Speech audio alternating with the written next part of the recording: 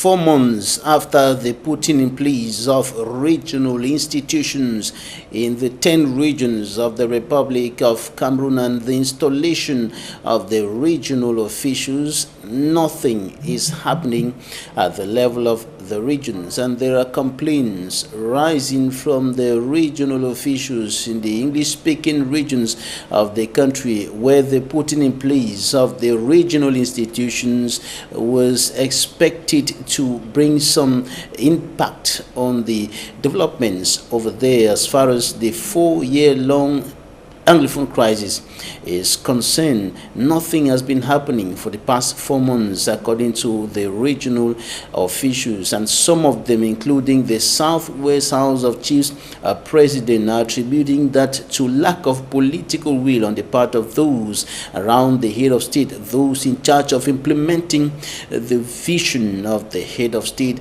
And complaints are also coming from the West region and elsewhere around the country, where nothing has been going on as far as the regional institutions, the functioning of the regional institutions are concerned, and they are complaining simply that Yaoundé has not created an enabling environment to enable them to do their work. In the meantime, the situation in the northwest and southwest regions of the country has continued worsening, with explosive devices exploding here and there at close intervals of time, sometimes killing or maiming persons, destruction going on, killing and other atrocities still going on in the 2 English-speaking regions of the country, internally displaced persons living in deplorable conditions in different parts of the country, refugees also living in very bad conditions in neighboring Nigeria. We're going to take a look at all these. We'll also talk about the situation in neighboring Chad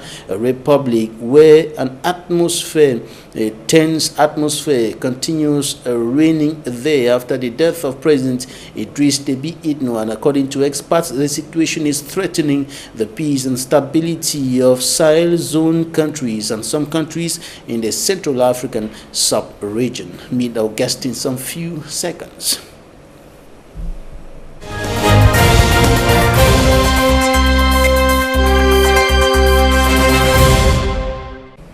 Our guest today, Dr. Christopher FOMUNYO, Senior Associate for Africa Regional Director of the Washington, D.C. based National Democratic Institute for International Affairs, founder and president of the FOMUNYO Foundation, joining us from Washington, D.C. You're welcome to the program. Well, thank you very much for having me. It's a pleasure to be with you and your viewers. Obviously, I would have wanted to participate in the program with a more positive menu, but we have to deal with the realities that we face. I'm also really delighted to be on the program this weekend when we have May 1st as the Labor Day and May 3rd as the International Press Freedom Day. And so this would, normal times, this would be in a period of celebration for workers, for journalists and members of the media, but unfortunately, we're not in ordinary times. Nevertheless, I'm really delighted to be on the show this evening. We're not in ordinary times because of the happenings in the country and out of the country across the African continent. And we begin here in Cameroon with the situation in the northwest and southwest regions of the Republic, and the major national dialogue came, convened by the President of the Republic, and after that, following recommendations, the regional elections were organized, and regional institutions, regional assemblies composed of the House of Chiefs and the House of Divisional Representatives in the 2 English-speaking regions of the country, and of course the other regional institutions in the other 8 regions of the country. And this was coming according to those close to the head of state as a solution to the 4-year-long armed conflict in the northwest region. For more than 4 months now, since the regional institutions were put in place and the officials installed into their functions, nothing is happening there. What's your take on this? Well, I'm not surprised because many of us had said very early on that these regional institutions were not going to have any impact in helping bring an end to the conflict. And today, if we're hearing complaints from the regional officials themselves, it should be a reminder to those doubting Thomases out there that the approach that is being taken is not going to help bring an end to the conflict. It's not going to give people at the grassroots level the institutions that they need and that they can identify with. You know, we have to keep in mind also that these regional officials are all members of the ruling party. And if even they can now begin to complain that nothing is happening, there couldn't be a better messenger to go back to the authorities that be and remind them that they're on a path which is not going to get us out of this conflict. What can possibly explain the fact that the regional institutions and the officials were put in place, the institutions put in place and the officials installed to solve problems, national problems across the board, but more specifically the crisis in the northwest and southwest regions of the country? And 4 months down memory lane, nothing is happening. The government is not creating the enabling environment, according to the regional officials, for them to do their work, not transferring financial and material resources to enable them to get to work. Well, I think that as some of the officials have talked about political will, if you don't have the political will, it's difficult to be efficient or effective as administrators. Also, you know, in the conceptualization of these regional entities, if people were not sincere in creating a framework that would allow these regional institutions to function, they only can have the results that we're now facing.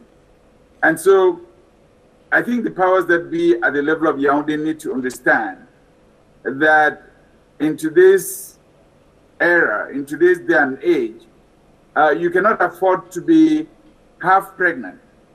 You're either pregnant or you're not pregnant.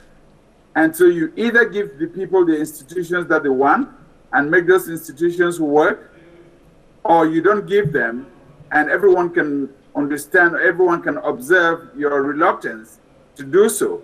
And so you can't fool people by writing on paper something that looks like you're going to transfer power and resources into the regions, and on the other hand, want to take back with the right hand what you gave with the left hand.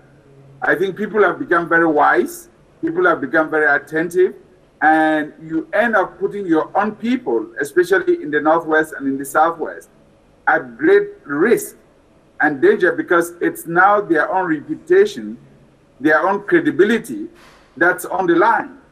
And if they're not able to deliver to the populations what the populations expect, not only will they be ridiculed, but then they will also be held accountable to have been accomplices in trying to fool all the people all the time. And other analysts also highlighting what looks like a confusion of powers between the regional officials and other administrative authorities who were there and are still there. I'm talking about the governor, the senior divisional officer, the divisional officer, all these administrative authorities. And the whole thing seems to look like a cacophony, according to some analysts. Yeah, I mean, you cannot state that you want to empower people and you want them to have their elected officials, and we're all aware of the complaints that people expressed in the past when we had elected mayors and elected local councillors then being overbossed or overseen by an appointed government delegate. And everyone would have thought that the government learned its lesson, and that when it goes into electing regional officials, they shouldn't have them subjugated to appointed officials. And for those of us who remember West Cameroon, you know, in the West Cameroon days, we had the Prime Minister of West Cameroon who came out of the elected body, And then we had a federal inspector who was an appointee of the central government. But there was no doubt that it was the prime minister who was elected by the people who had control over the government of West Cameroon. So sometimes you even wonder whether those that govern the country today really understand the history of this country and have a good sense of what has worked in the past and what hasn't worked and what the people need and what the people are asking for. Unfortunately, in their inefficiency or in their incompetence, they're jeopardizing people's lives, they're putting lives at stake, and the conflict situation is continuing to deteriorate even as we speak. And there is an issue about the fact that the regional authorities are there and we're expected to be, to an extent, independent, to have a certain degree of autonomy. This is what the authorities kept telling the people, that the regional institutions will be able to manage the affairs of the regions to an extent independently. But today, they are not working because they are expecting resources from Yaoundé. What do you think about that? Well, you can never even have, I mean, decentralization is a whole package. You don't just decentralize on paper or by decree. You decentralize powers and resources. Because if those entities are not properly resourced, then they can't deliver the services that they're expected to deliver. And if that's a message that I would like to convey to the government of the day, it's the fact that citizens today have become more aware, more educated, more informed than was the case 3 or 4 decades ago. And so when you make promises to citizens, they pull out their checkbooks, or they pull out their records, and they write down the items of your promise, and they start checking you from day one. And so we're no longer at the period where people could say health for everybody in 2000, and 2000 came and there was no health for everybody. But today, when you say you're going to decentralize resources and empower regional authorities to make decisions on education and healthcare and services in the regions, and you don't do that, in the next month or 2 or 3, people will start calling you to action. And they start realizing that you haven't kept your promise and you're failing them. The unfortunate thing for us is that all of this is happening at a time when the country is most unstable and at a time when people are yearning for a change of direction that can give them the stability and the security that they need to be able to go about their daily activities. And the war, as some people call it, or the conflict, is taking a new twist now with explosive devices destroying, maiming, and killing people here and there at close intervals of time. When you look at this new twist of the conflict in the northwest and southwest regions of the country, what's your analysis of the developments, the future, the nearest future of those two regions as far as the crisis is concerned? You know, if we were not talking about human life and the loss of human life and the destruction of property, I would say, I told you so.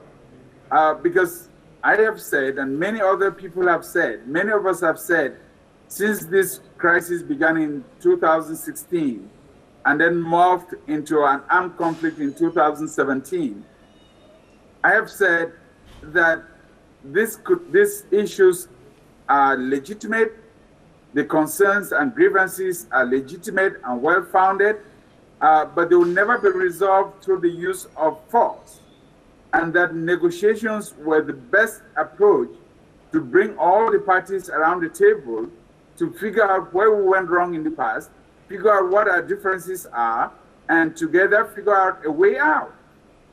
I have continued to say so. And so today's developments, the escalation that we now see with the utilization of more sophisticated weapons than the dead guns that we saw in the early months of 2017, with the utilization of explosive devices. This escalation is showing that we are on the wrong path with regards to bringing a definite and sustained solution to this conflict. And that the only way out is going to be through negotiations that would allow a cessation of hostilities and a formal declaration that the war is over. And even then, the destruction and the loss of life and property is so enormous that it's going to take a lot of work to rebuild. But we cannot even do that without the cessation of hostilities, without an end to the armed conflict, and without a formal declaration that armed conflict is over and that negotiations must begin. Some political analysts like Dr. Nick Ngoyam think that it is indispensable today to organize another dialogue. That will not be a national dialogue, but a dialogue with Anglophones between the government of the Republic and the English-speaking population of the Northwest and Southwest regions of the country to make a way out of this. When you talk about negotiation, is that what you're referring to? Well, you know, when you look at what has transpired in the past 4 years, and you look at the killings and the destruction and the villages that have been burned down, and the people that are now internally displaced persons living out of their homes, over 800,000 of them, and you look at the people who are refugees in foreign lands, there is a level of anger and frustration and bitterness that is well-founded, because we're all humans and we've got feelings, that makes me realize, and should make every reasonable person come to the conclusion that we're not going to all be able to just sit in one room and sing from the hymnary and all be happy people. The frustrations are legitimate and they are real. And so under those kinds of circumstances, you're going to need a third party who can play a mediation role, who can facilitate the discussions, who can hold hands and let people put their emotions aside and look at the genuine grievances that Anglophones have. Without that kind of third-party mediation, it is difficult for me to see how just another national conference with an agenda that's being defined out of Yaoundé is going to get to the root causes of this issue and to bring the solutions that we all expect and that can bring peace to the Northwest and Southwest regions. There should be a third party. What will be the role of the third party? Because there's also an issue of trust. There's an issue of trust between the two parties, especially on the side of the Yaoundé administration. Many seem to have lost trust in the government authorities. Yes, exactly. And that's the point that I'm trying to get across. That when you have that level of mistrust, when you have that level of suspicion, it becomes extremely difficult for the two parties to just get into one room and make peace. Even within our households, when we have difficulties with other family members, sometimes we reach out to another family member, an uncle, an auntie, a brother, a sister who is well respected by both sides, who can come in and talk to both sides and then create an environment where they can all sit down and sort out their differences. You know, I mean, just to be very practical, does anybody think that the Minister of Defense, for example, is going to sit in the same room with Field Marshal Arab Lebialem and talk about peace and justice and security? Does anyone think that people who have spent the last 4 years vilifying each other, calling each other's names, are going to all of a sudden pack their appellations at the door and just sit down amongst themselves and come out with a peaceful resolution that will bring peace and justice. And we've seen third-party mediation work for other African countries that have had conflict. I have participated in some of these third-party mediation efforts myself. We saw them work in the DRC, that's Democratic Republic of Congo. We've seen them working in places like Mali and even Cote d'Ivoire, Liberia, and Sierra Leone. I cannot understand why there's a resistance for us to get third-party friends to help us create an environment where we can sit down and sort out our differences through a negotiated process so peace and justice can prevail. Some simply think that Cameroonian problems should not be solved by outsiders. It should be solved by Cameroonians and within the national territory and not on a neutral ground, as some people suggest. Some people talk about Ghana, for example. No, but I think that this self-pride, which in other circumstances could be warranted, is really misplaced when we're talking about the loss of human life. Because with every day that we stand by and we play the politics of the ostrich, people are dying. The escalation is happening before our own eyes. And people are dying on both sides. The military is losing people. By the day, the security services are losing people. Civilians are being caught up in this conflict. And so we can't continue to do that and say that and play the politics of the ostrich and put our head in the sand when people are dying and when the gap between Yaoundé and the Anglophone population is growing. People's minds are being hardened with each day that goes by without this conflict being resolved.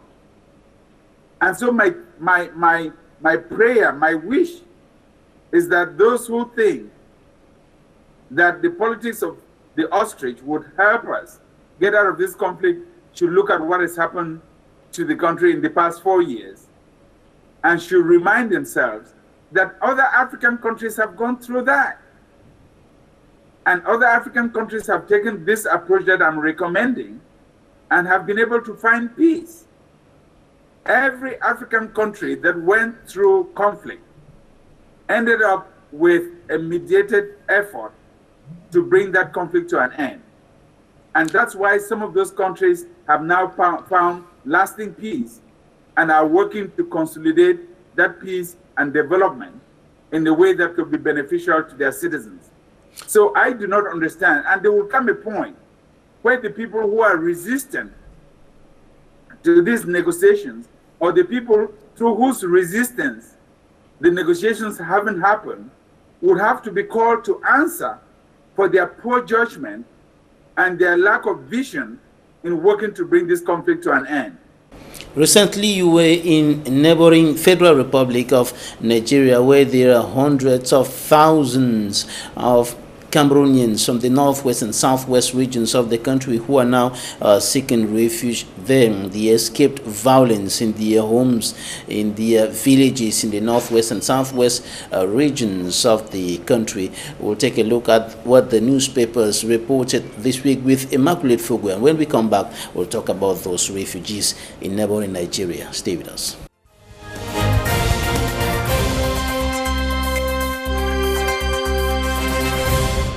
The Post. Human Rights Watch urges the International Monetary Fund to compel the Cameroon government to give an account of how COVID-19 funds were managed. Municipal Update says International Human Rights Group catalogs shocking separatist atrocities in the northwest and southwest regions. The Voice. Fresh wave of kidnappings and killings hits Anglophone regions. The Horizon exclaims United Kingdom now for inclusive dialogue on root cause of the Anglophone crisis. The Herald Tribune. Military raid recovers Land Cruiser and separatist hideout. The Garden Post. As regional councils fail to effectively take off, Southwest Regional Assembly strikes government. Another edition of the Garden Post reports anxiety grips absentee teachers as the Minister of Secondary Education Pauline Nalova-Lyonga threatens to suspend salaries. The Chronicle Times. Recurrent leakage of state documents. Time for Paul Biya to declare war against in-house enemies. The horizon exclaims as the government dispels looming debt distress. Cameroon insider Francis Ganu receives presidential acclaim. The post-weekender Ethan and the Voice Weekender say Nyansako Niko, clergyman of metal, transits into glory.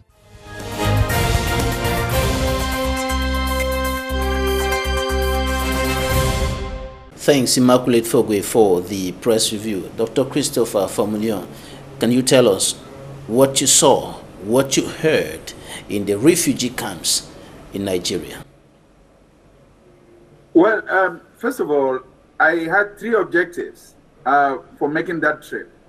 One was to see for myself the conditions of these refugees, their numbers and the conditions under which they live.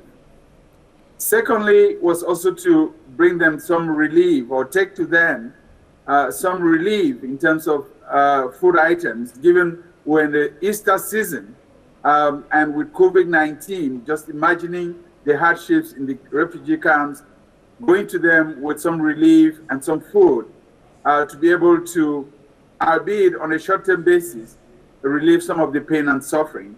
And thirdly, also to draw attention to their plight. Because as the conflict continues on, some people have circulated a false narrative that the refugees were very few or that many refugees had returned to Cameroon, which was not true, and I wanted to see that for myself. And I think in the course of this trip, the three objectives were met. In collaboration between the FOMUNYO Foundation and the Community Refugees Relief Initiative, we combined our efforts to undertake the trip. We visited 12 refugee camps. We were able to see refugees in settlement camps. We were able to meet with refugees in some of the big cities and towns where there are no camps, but where refugees are squatting around, but have a network to communicate amongst themselves. And it was heartbreaking. It was quite emotional to see what people are going through. People who, prior to the conflict, were living normal lives in their villages, in their towns, in their areas, but who have now been chased out into foreign lands because of the conflict, and who still live in fear because of the experiences that they went through that drove them out of their homes, and that have now put them in the precarious situation in which they find themselves. In Adagon 3, one of the spokespersons of the refugees said their main problem is hunger, and besides hunger, they have difficult access to land where they can cultivate some crops like cassava and so on. What did you see? What did you perceive in those refugee camps about the issue of hunger? Yes, according to the United Nations High Commissioner for Refugees, or High Commission for Refugees, there are about 70,000 registered refugees in Nigeria because of the Anglophone conflict. In my conversations with the refugees, and while in Nigeria, I learned that there are tens of thousands of other refugees, because of this crisis, who have not yet been registered with the UNHCR. And so we'll have to double or triple that number in terms of projections of how many people have been displaced outside of the national boundary and have become refugees in neighboring Nigeria. Secondly, I was also able to hear people talk about hunger because their stipends, the monthly stipends that refugees used to receive, have now been reduced to a mere $7, which is about 4,000 CFA francs a month. And so these are people in a foreign land with no access to farms or farm products of their own, who are asked to live on 4,000 CFA francs a month. And these are for the lucky ones who have even been registered, because those that have not been registered do not even receive this stipend. I also heard that even for those that are registered and that have received stipends in the past, the stipends have not been paid since November 2020. And so for the past 5 months, 5 to 6 months, they've not even received the 4,000 CFA francs that they received as stipends. At the same time, they're in settlements. And so they can't come out of the settlements to be able to farm and produce something for themselves, something to eat, to feed themselves, because they're in confinement. They're also living in communities or surrounded by communities that also have their own needs.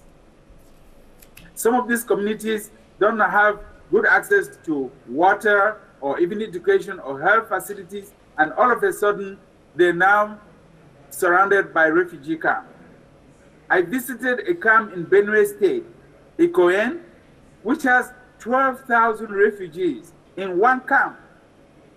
And the refugees have tried to organize themselves in communities with about 13 communities, with community leaders, just so that they can get by and they can have some order in the way in which they distribute food when they receive food and other supplies.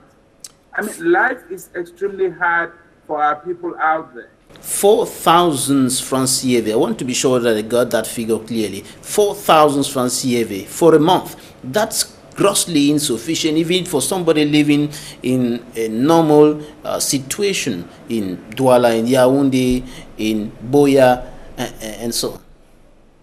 Yeah, it's exactly 4,000, and it's so painful. That's why I said it was so emotional. And if you even imagine that the people who are receiving the 4,000 CFA francs are the lucky ones, because there are many others in villages, in towns, that have not been registered and that do not even have access to the 4,000 CFA francs per month. There are young girls who are now in cities who have to fend for themselves. I just leave it for you and your viewers to imagine what these young girls are going through. In one of the settlements that we visited, I saw so many babies and young kids, less than 5-year-olds, which means that they were born while their parents were already on the refugee camps.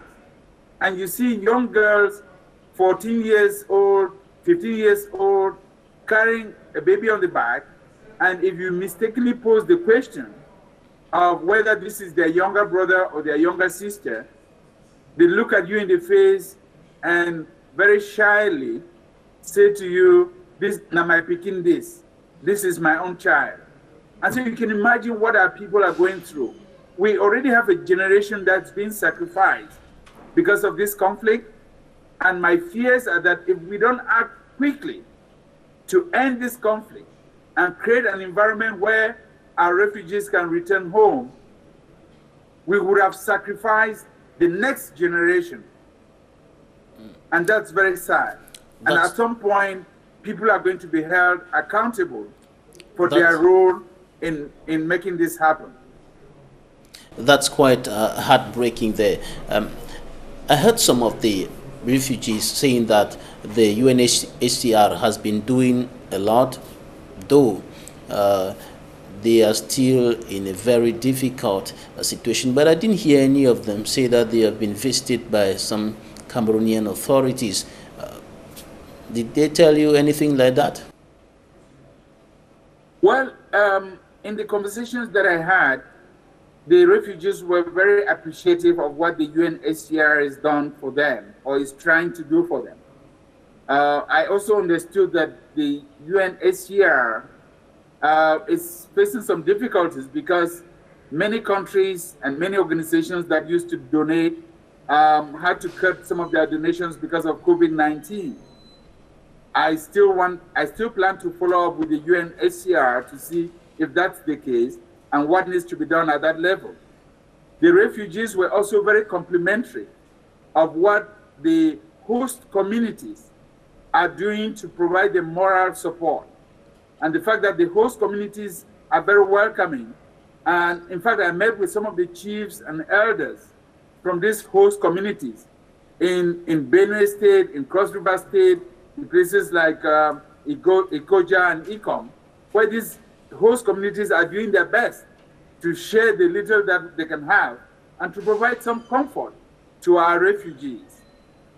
The refugees were also very complimentary of the Nigerian state governors, the governor of Cross River State, the governor of Benue State, the governor of Taraba State, even the governor of Akwa Ibom State, governors who are trying with the resources that they have to make sure that the emergency management agencies of their respective states can also pay attention to the livelihood of our refugees. So there's a lot of appreciation at that level, but I wasn't told of any visits by Cameroonian authorities. All right.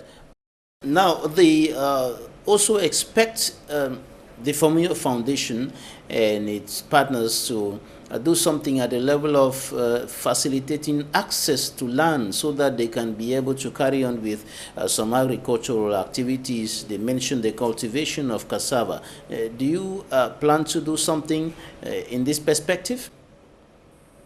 Yes, I plan to do so on the next trip to engage with Nigerian authorities and see if there's something that could be done. But I should also recognize and commend many of the other Cameroonians in the diaspora who have formed humanitarian organizations that are also going out and looking out for our refugees.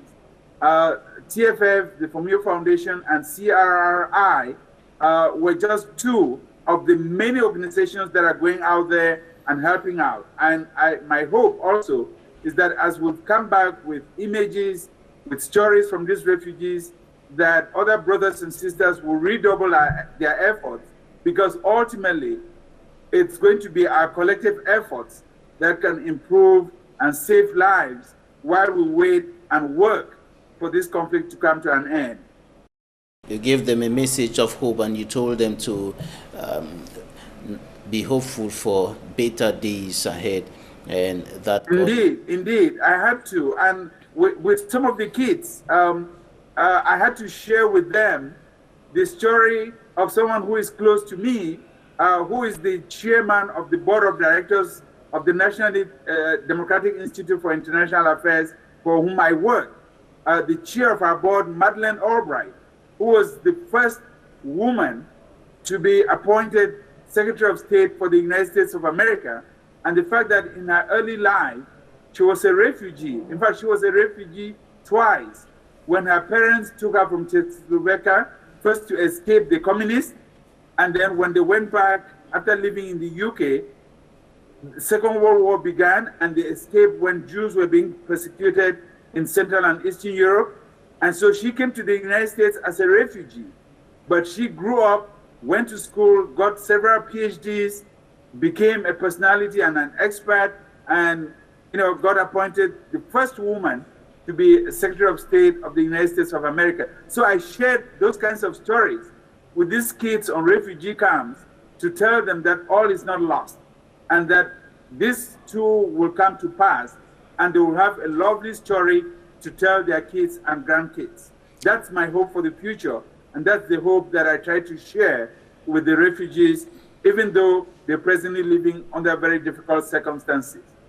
We're going to take some interviews right now, and when we return, we'll talk about the situation in neighboring Chad Republic and how it is threatening the peace and stability of the Sahel zone and parts of the Central African sub-region.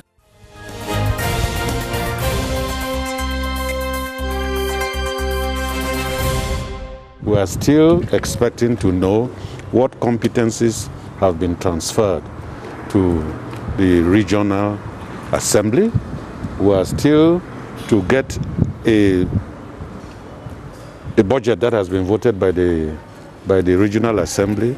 We are still to get the organigram with respect to the personnel that will be called up to run the process. So we are still waiting and waiting. So if you ask me, as you have done, how is the process going on? I would say it's exceedingly slow. Communicate to the public that very little is happening and they should just be as patient as we are at the level until we would get now the final mark for us to start. So just before you go, the ministry says there are big news in the days and months ahead, so we remain optimistic. Oh, that is their usual talk from Yaoundé. You get that from people who don't have the dossiers in their own hand. You say, how soon? How many days is that? How many weeks is that? How many months is that? It's already 4 months we've been sitting there with that same tautology of very soon. Makako, they don't shakara again. May government help me now. I'm being small. Oh, they give me now some place. I go be there. The victory should just encourage themselves. We are encouraging them. You know, development move with destruction. Imagine we have done 5,000 tests. For whatever reason, it's supposed to be more than that. But for ordinary 5,000 tests that we have done, we have more than 200 positive cases here in Dubai. After this exercise, which I think is saving life of myself and my beloved one. And let me also say this is the opportunity to advise the Meme population to follow, because it's not only for themselves, but also to protect their beloved one. It is necessary. From everything I've heard, to me, AstraZeneca is safe. There was a time when there were so much controversies about it, but the research went into it for about 2 months, and the controversies were all dispersed. So to me, for now, it's safe for me. That's why I decided to take AstraZeneca. To me, it's a civic responsibility to protect myself, my family, my entourage, and why not the whole population of Indian Division. But I want to call on the population of Indian Division to emulate the example of their SEO this morning.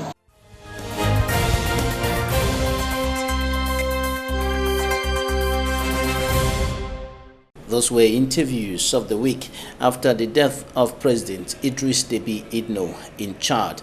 The country is in a tense atmosphere and chaos seems to be taking over a normal situation, with Chadians taking to the streets protesting against what they consider as illegal stay in power of President Idris Deby Itno for the past 30 years, and the regime that is being maintained, and of course the military transitional council that has been put in place. And security experts, political analysts think that the situation there in Chad is seriously threatening the peace and stability of the Sahel zone and parts of the Central African sub-region, with countries like Cameroon and the Central African Republic at high risk of a possible spillover of what is happening there in Chad. Dr. Christopher FOMUNYO, what's your take on this? Well, first of all, I should say that every time an African dies, and moreover a head of state, it's very traumatizing, especially given the circumstances that led to the death of President Deby Itno of Chad. And so my condolences go to his immediate family, as well as to the people of Chad for that national trauma and that loss. But also for what they've gone through in the past 60 years since independence, because this is a country that is known to so much violence in its politics and so much dictatorship in the way in which it's been governed, that even in the midst of this crisis of the passing of President Deby, the country is still trying to get itself together, while at the same time engaged in very violent activities in the northern part of the country. And so it's a tragedy, but a tragedy that should also remind us that we have to build institutions and systems that can allow a country like Chad to survive, even when it loses its head of state. Right, now looking at the threat that the situation is orchestrating to the stability and peace of the Sahel zone and parts of the Central African sub-region. What's your analysis of the consequences of what is happening there in Chad on countries of the Sahel zone and the Central African sub-region? It's very true that Chad has played a very substantive role in the Sahel in terms of the fight against jihadis and other extremist groups that are now very prevalent in the Sahel. That Chad also is a pillar in the multinational task force that was set up in the Lake Chad Basin that involves Cameroon, Nigeria, Niger Republic, and of course Chad, to counter violent extremism. It's also a centerpiece of the G5 Sahel defense protocol that involves Chad, Niger Republic, Burkina Faso, Mali, and Mauritania.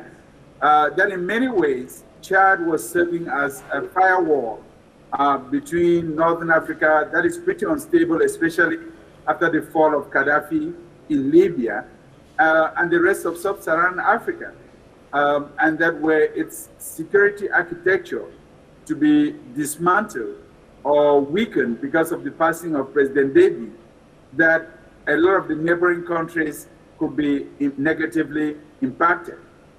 That said, I should also remind the viewers, your viewers, that Africa has lost incumbent presidents before. I remember when President Yar'Adua died in Nigeria. Boko Haram was also very active in northeastern Nigeria. We all remember that the president of Malawi also passed in office. And very recently, the president of Tanzania, President Magufuli, also passed away. And so while we could be traumatized by these passings, we also have to hold ourselves up and put in place systems that can allow for a peaceful, acceptable, and democratic transition, such that there is no further polarization within society that can exacerbate the violence that's already prevalent, especially in a country like Chad. Systems have to be put in place to ensure a peaceful and democratic transition. But in Chad, that seems not to be what's happening over there with the military transitional council, rejected by the opposition, rejected by Chadians. Yeah, and I think that there is a very clear message in there for the military transition in Gemina, to understand that when you're rejected by your own people, by all the political parties, all the opposition political parties, by civil society, by a vast majority of Chadians who came out to demonstrate, despite the threats from the security services, by most of the international community that doesn't want to see a repeat of what has happened in Chadian history in the past. Because when you start tracing the various regimes that have come to power in Chad, it's always been through the barrel of the gun. And the fear now is that we're people to accept and give legitimacy to a junta that was put in place through the barrel of the gun, that would just reinforce the president and prolong the suffering of the people of Chad. My hope and my wish is that now that some days have gone by, 2 weeks have gone by, and people are beginning to come to their senses, they should come to the realization that without an inclusive transition that's accepted by an overwhelming majority of Chadians, that is civilian-led and can bring development partners to contribute to the stabilization and the development of Chad, you are not going to be able to sustain that process, because people will not want to find themselves 30 years from today in the same position in which they are. Unless we forget, if you keep doing the same thing over and over and over, you're going to keep getting the same results over and over and over. Even the friends of President Déby should realize that for his legacy to live long, they're going to have to find a way to make some meaning out of his disappearance. And that meaning would come from putting in place a process that can sustain security, stability for the long haul, but also provide people with their basic human rights and democracy and good governance.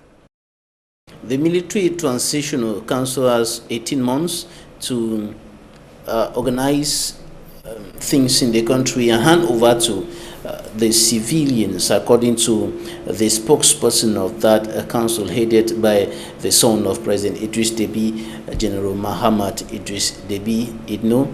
And within this period, anything can happen within 18 months. And this is why some opposition leaders like Succès Masra of the political party led Transformateur think that it shouldn't take this long. The handover to civilians should take place as soon as possible. In fact, civilians should be the one managing the transition. Yes, I will agree with that, because we've also seen that in neighboring Central African Republic, when President Jutunda fell from office, there was a meeting of the minds, and a civilian was designated to run the transition. That's how President Catherine Samba Panza became president of the Central African Republic. And because she was a civilian, neutral, she was able to bring everybody around the table and to shepherd the country through elections that were all inclusive, and the outcome of which was accepted by all the Central Africans. In Burkina Faso, when Blaise Compaoré fell from office, there was also a meeting of the minds, and the civilian, Kafando, was former foreign minister, was designated to run the transition. He ran the transition and was able to conduct elections that allowed the country to stabilize itself. In Mali, when ATT Amadou Toumani Touré fell from office and the military tried to take over, the Malians said no. And they got together and they found a transition president, President Traoré, a civilian, who was able to shepherd the transition. So when a country is in these conflictual moments, you cannot resolve them just by the battle of the gun. You have to find a civilian leader who is accepted by all the parties, who can then put in place democratic processes. Because how can you ask people who are not familiar with democratic processes to be the one to shepherd these processes and make sure the country embraces them? There's a contradiction in there. And my hope is that as the Chadian civil society continues to speak up, as they continue to put out declarations that also state their recommendations for the way out of this crisis, that the Chadian military would listen and would find common ground that can allow the country's transition to be meaningful. I'm really impressed with the positions being taken by Chadian civil society, and more so by the support that Chadian civil society is gaining from civil society organizations across the African continent. In fact, the last time I checked, the declaration that was put out by Chadian civil society organizations has been co-signed by over 80 coalitions of civil society organizations across the African continent. And that's a very strong message that Africans want to be governed differently, and they embrace democracy and human rights, and they see democracy and human rights as a gateway to having long-term stability and security. And development partners must take cognizance of that fact. Earlier, the rebels, notably those of the FACT movement, said that they were ready to negotiate, and the military said no negotiation. And now an African Union mediation team is in charge, or has been in charge, trying to bring the two parties together to a point of compromise, a point of understanding. Do we have hopes about something coming out of that? The FACT rebels negotiating or discussing with the military? Yes, I think we can all be hopeful because, on the spur of the moment, while emotions were very high, people could take very hard stands. But when they realized that they could be isolated in that process, then their stance will become untenable. And my hope is that now, as days go by and people become more reasonable, they can make decisions on an even keel, and they can see that in the end, nobody is going to win by violence. What the history of Chad teaches us in the past 60 years is that if violence could make for development, if violence could bring stability, then Chad has had enough violence to have been very stable and very developed. But that has not happened. So the results of years of fighting are right before everyone for us to see. And so my hope is that the military junta is going to listen to wise counsel that's coming from the African Union and from other African countries and from civil society, and that even the support of partners will be used in a positive way, not to consolidate the whole of a small group of military officers on power, but to create an enabling environment in which the Chadians can negotiate a transition for themselves and for their country. Dr. Christopher. It is important for Chad, but it's also extremely important for the rest of the continent, because we can no longer create this environment where people are killed and where people get replaced by their kids, because that's just going to be an open season for violence, for more violence, and for heads of states to become targets of people who don't agree with their policies. Before we go, your take on the involvement of France there in Chad, with all what is happening there, and the French president coming in to support the military transitional council, rejected by the people, rejected by the opposition, and all of that. Well, I think that the initial position that was taken by France was really untenable and unacceptable to many Chadians and to many Africans, because we're no longer in the 1950s or in the 1960s. Africans have evolved, and Africans recognize when a situation is complex and it's difficult, but they also expect complex and comprehensive solutions.